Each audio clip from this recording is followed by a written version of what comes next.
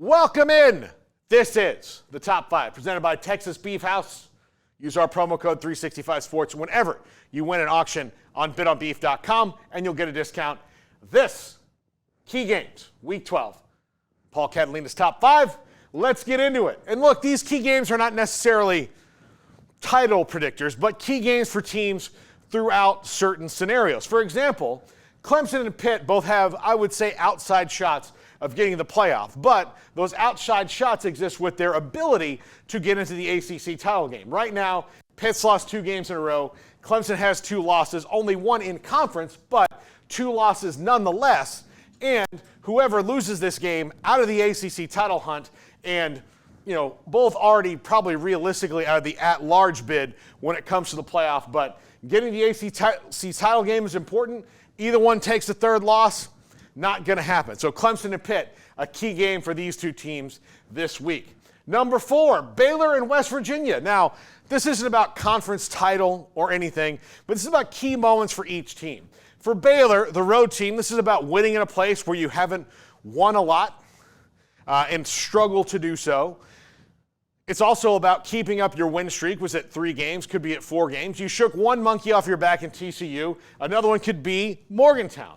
And for West Virginia, it's about getting some good vibes heading into the rest of the season, into the offseason. And for Neil Brown, showing that there's a reason to bring me back, because right now, West Virginia looks worse to me and worse to everybody than they did a year ago. And at best, they can only really match what they did a year ago. So West Virginia in some trouble right now. And Neil Brown has to show he can at least match last year. And if he takes a step back, I'm not sure what he can do to really save his job, because what has he done to show that they're better or worse?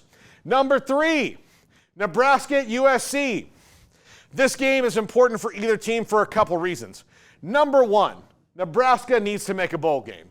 Number 2, USC needs to make a bowl game.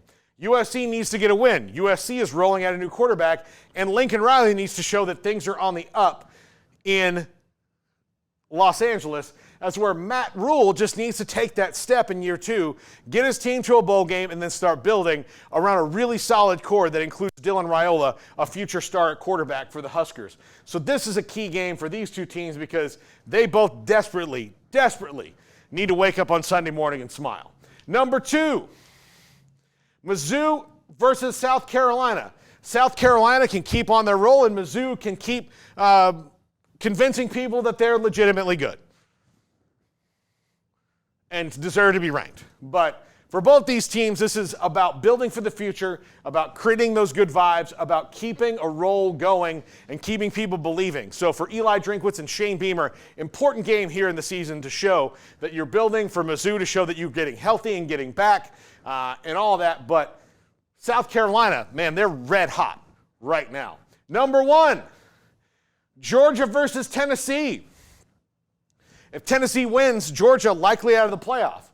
If Georgia wins, Tennessee maybe not likely out of the playoff, but now they may have a problem. So the winner of this game looks pretty good. The loser's got problems, especially if that loser is Georgia, because they would now have a 3rd loss. Right now, Georgia's favored by a touchdown. Nico Maliava, according to Josh Heupel, looking good to go, but that could change.